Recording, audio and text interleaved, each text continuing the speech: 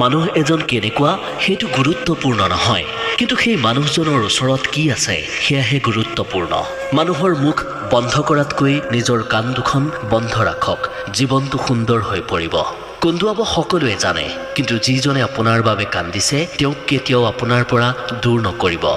চাৰিখন বেৰ দিয়েই এটা ঘৰ সাজিব পাৰি, কিন্তু সেই ঘৰখনক বান্ধি ৰাখিবলৈ ধৈৰ্য, বুজাবুজি আৰু মৰম স্নেহ জৰুৰী। মানুহ কেতিয়া সলনি হয় গমেই পোৱা নাযায়, আৰু আমি ক'ত ভুল হ'ল বুলি ভাবি থাকোঁতেই সময় বাগৰি যায়। জীৱনত তিনিজন মানুহক কেতিয়াও নাপাহৰিব: বিপদত লগ দিয়াজনক, বিপদৰ সময়ত আপোনাৰ পৰা আঁতৰি যোৱাজনক, আৰু আপোনাক বিপদত পেলাই থৈ যোৱাজনক। যেতিয়া মানুহে আপোনাৰ বদনাম গায় তেতিয়া আপুনি চিন্তা নকৰিব। আচলতে সেই মানুহবোৰে আপোনাক গুৰুত্ব দিয়াৰ কোনো ৰাস্তাই বিচাৰি নাপায়। ইতিহাস সাক্ষী আছে, যাৰ লগত তুলনা কৰাৰ শক্তি বা যোগ্যতা নাথাকে তেওঁৰেই বদনাম আৰম্ভ কৰি দিয়া হয়।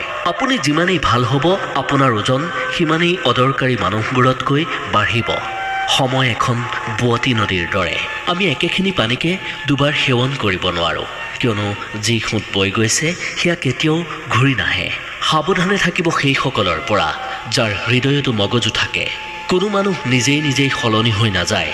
জীৱনলৈ এনেকুৱা কিছুমান পৰিস্থিতি আহে যি পৰিস্থিতিয়ে এজন মানুহক সলনি হ'বলৈ বাধ্য কৰায়। আচৰিত কথাটো হ'ল আমি সুখী হ'বলৈ হাবাথুৰি খাবলগীয়া হয়। কোনোবা এজন সন্তক সুধিছিল, এই খংটো কি বস্তু? সন্তজনে কৈছিল যে আন কাৰোবাৰ ভুলৰ শাস্তি নিজক দিয়াটোৱেই হৈছে খং। সময়ৰ সৈতে চলাটো ইমান জৰুৰী নহয়। সৎপথেৰে আগবাঢ়ক, এদিন সময় আপোনাৰ সৈতে আগবাঢ়িব। এখন চাইকেল যিদৰে এডাল চেইন নহ'লে নচলে, ঠিক জীৱনটোও তেনেকুৱা। জীৱনৰো এডাল চেইন আছে। সংকটকালৰ আটাইতকৈ ভাল লগৰী হৈছে আশা, যি এটা মিঠা হাঁহিৰে কাণৰ কাষত লাহেকৈ কৈ যায়, ধৈৰ্য ধৰা, সকলো ভালেই হ'ব। সদায় যে বেয়া কামৰ বাবেই যন্ত্ৰণা ভোগ কৰিবলগীয়া হয় সেইটো নহয়। কেতিয়াবা জোখতকৈ বেছি ভাল হোৱাৰো পৰিণাম ভোগ কৰিবলগীয়া হয়। যেতিয়া ভাগ্য বা পৰিস্থিতিয়ে লগ নিদিয়ে তেতিয়া সেইসকলৰ কথাও শুনিবলগীয়া হয় যাৰ কোনো অকাত নাথাকে। শেষ উশাহটোলৈকে চেষ্টা কৰিব লাগে। হয়তো লক্ষ্যত উপনীত হ'ব পাৰিব, নহ'লে অভিজ্ঞতা পাব বা এটা নতুন শিক্ষা পাব।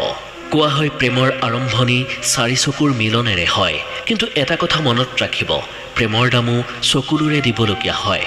দুখ সেইসকলেই সহিবলগীয়া হয় যি এটা সম্পৰ্কক সঁচা হৃদয়েৰে আগুৱাই নিয়ে। মতলবী বা স্বাৰ্থপৰ হোৱাটোতো মানুহৰ এটা স্বভাৱ। যিদৰে বৰষুণ এৰাৰ পিছত ছাতিটো বোজা হৈ পৰে। অকলে থাকিলে নিজৰ বিচাৰ বিবেচনাক নিয়ন্ত্ৰণত ৰাখিব, আৰু মানুহৰ মাজত থাকিলে মুখখন নিয়ন্ত্ৰণত ৰাখিব।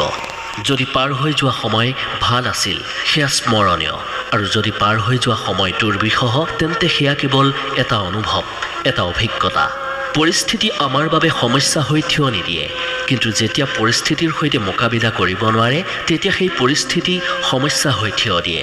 সুখী হ'ব বিচাৰে যদি পাঁচটা কথা মনত ৰাখিব: অতীতৰ কথাবোৰ পাহৰি যাওক, বৰ্তমানৰ সৈতে জীয়াই থাকক, ভৱিষ্যতৰ চিন্তা নকৰিব, আনৰ লগত নিজকে তুলনা নকৰিব, বেলেগৰ কথাত লাগি নিজৰ কামক আধাতে এৰি নিদিব, সহিবও লাগিব, সুযোগ পালে প্ৰত্যুত্তৰ দিবও লাগিব, আৰু শান্তিৰ মাজেৰে আগুৱাই যাবও লাগিব।